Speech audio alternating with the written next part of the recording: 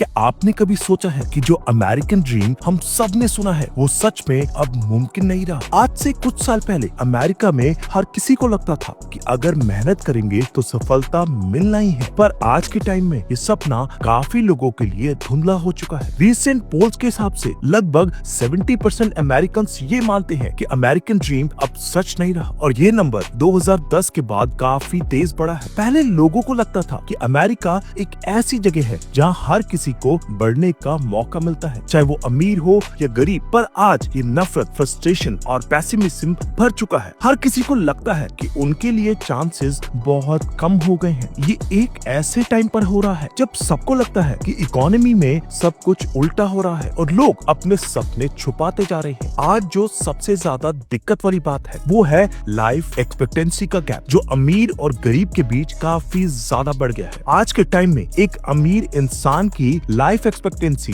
गरीब इंसान से 10 साल ज्यादा हो गई है। क्या आप ये सोचकर हैरान हो गए कि एक इंसान सिर्फ इसलिए 10 साल ज्यादा जीता है क्योंकि उसके पास रिसोर्सेज ज्यादा है? हेल्थ केयर, अच्छा खाना और अच्छे एनवायरनमेंट का फर्क हर रोज की जिंदगी पे पड़ता है। गरीब लोगों के लिए अच्छा इलाज, न्यूट्रिशन और लिविंग कंडीशंस सब एक सपने की तरह हो गए हैं। ऊपर से हेल्थ रिस्क भी उनके लिए ज्यादा है और इसी वजह से उनकी जिंदगी की उम्र भी कम होती जा रही है। अब ये इनइक्वालिटी सिर्फ इकोनॉमिक टर्म्स तक लिमिटेड नहीं है, ये डायरेक्टली उनकी लाइफ एक्सपेक्टेंसी को भी अफेक्ट कर रही है। ये पूरी सोसाइटी का इशू बन गया है जो अमेरिका की वजह से ग्लोबल इनइक्वालिटी को भी रिफ्लेक्ट करता है। आपको याद है वो पुराना जमाना जब सबको ये लगता था कि अगर आप अपनी मेहनत और टैलेंट से काम करेंगे तो आप अपने पेरेंट्स से बेहतर जिंदगी जिएंगे? पर आज ये सोच पुरानी हो गई है। आज सिर्फ 50% लोग जो 1980s में पैदा हुए थे अपने पेरेंट्स से ज्यादा कमा पा रहे हैं, और ये फिगर 1940s में पैदा हुए लोगों के कंपैरिजन में सिर्फ आधा है, जब 90% लोग अपने पेरेंट्स से ज्यादा कमा रहे थे। ये है स्टैग्नेंट अपवर्ड मोबिलिटी का मतलब। पिछले कुछ सालों में ऐसे कई चीजें हुई हैं जो लोगों के बीच अपवर्ड मोबिलिटी को रोक रही हैं। एजुकेशन, जॉब अपॉर्चुनिटीज और इनकम इनइक्वालिटी ने मिलकर सबको नीचे धकेल दिया है। जो एक वक्त अमेरिकन ड्रीम का फाउंडेशन हुआ करता था वो अब एक सपना ही बन गया है। और सबसे ज्यादा खौफ ये है कि जो अपॉर्चुनिटीज हमारे लिए थी वो अब अगले जनरेशन के लिए नहीं दिख रही। आजकल की दुनिया में जीने के लिए जो बेसिक चीजें चाहिए होती हैं उनका कॉस्ट इतना बढ़ गया है कि लोगों के लिए अपनी डेली नीड्स को पूरा करना भी मुश्किल हो गया है। पहला बड़ा इशू है हाउसिंग। घर की कीमत हर साल बढ़ रही है और रेंट इतना ज्यादा हो गया है कि कई फैमिलीज के लिए एक अच्छा घर लेना मुश्किल होता जा रहा है। दूसरा मेजर इशू है हेल्थ केयर। अमेरिका में हेल्थ केयर की कॉस्ट इतनी बढ़ गई है कि लोगों को जरूरी इलाज के लिए भी पैसे नहीं मिलते। मेडिकल बिल्स का प्रेशर लोगों के फाइनेंसेस पे बहुत ज्यादा पड़ता है और हेल्थ इंश्योरेंस भी आम इंसान की जेब से बाहर है। और सबसे लास्ट में कॉलेज ट्यूशन की बात करें, एजुकेशन की कॉस्ट इतनी बढ़ गई है कि स्टूडेंट्स को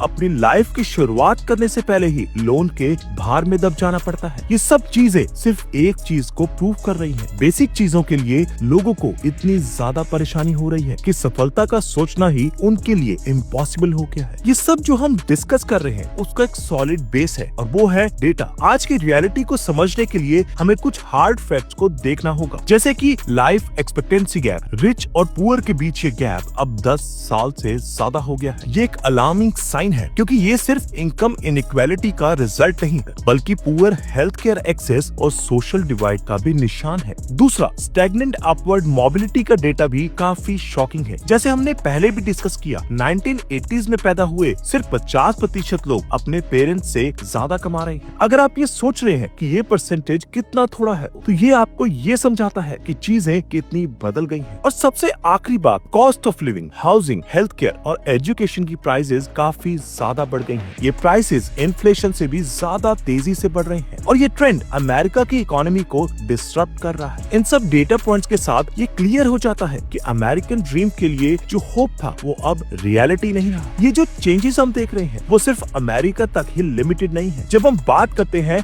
अमेरिकन ड्रीम के डिक्लाइन की तो ये सिर्फ अमेरिका का इशू नहीं बल्कि पूरा दुनिया इससे अफेक्ट हो रहा है। ग्लोबल लेवल पर लोग ये सोच रहे हैं कि अगर अमेरिका जो एक वक्त दुनिया की ताकत था आज अपनी सोशल और इकोनॉमिक स्ट्रगल से गुजर रहा है तो हमारे लिए क्या फ्यूचर है। अमेरिका की इकोनॉमिक स्टेबिलिटी ग्लोबल ट्रेड और फॉरेन पॉलिसी पे काफी ज्यादा असर डालती है। अगर ये कंट्री अपने इंटरनल इश्यूज को रिजॉल्व नहीं कर पाती तो इसका इफेक्ट दुनिया भर की मार्केट्स और पॉलिटिक्स पर पड़ेगा। और एक और एंगल है, ये सिनेरियो इंटरनेशनल ऑडियंस के लिए भी एक वार्निंग हो सकती है, जहां वो अपनी कंट्रीज के इकोनॉमिक मॉडल्स को देख रहे हैं। अगर अमेरिका अपनी सिचुएशन को सुधार नहीं पाता तो दुनिया को इसके लॉन्ग टर्म कॉन्सिक्वेंसेस फेस करने पड़ेंगे। तो आज का सबसे बड़ा सवाल ये है कि अमेरिकन ड्रीम सच में अब सिर्फ एक कहानी बन गया है, या क्या हम अभी भी उसके लिए उम्मीद रख सकते हैं? आज की दुनिया में जब हम देखते हैं कि अपॉर्चुनिटीज का गैप बढ़ गया है और हर किसी के लिए एक जैसा चांस नहीं है, तो ये सोचना नेचुरल है कि ये सपना कितना सच्चा है। क्या ये एक ऐसी मिथ बन गई है जो हमें बस सब कुछ बहुत अच्छा लगता था, या फिर ये अब सिर्फ एक इल्यूजन है? जब हम देखते हैं कि लाइफ एक्सपेक्टेंसी गैप बढ़ गया है, हेल्थ केयर और एजुकेशन की कॉस्ट बढ़ गई है और अपवर्ड मोबिलिटी लगभग रुक सी गई है, तो हम सोच रहे हैं कि आखिर ये ड्रीम है कहाँ? पर ये भी सच है कि अगर हम सब मिलकर अपने सिस्टम को सुधारें, अपनी इनइक्वालिटीज को कम करें, तो हो सकता है कि एक दिन हम वो अमेरिकन ड्रीम वापस पाएं। लेकिन आज के रियलिटी को समझना और अपने एक्सपेक्टेशंस को उस हिसाब से सेट करना जरूरी है। तो ये सपना सच है या एक पुरानी कहानी? आप क्या सोच रहे हैं? अपने विचार हमारे साथ कमेंट्स में शेयर करें।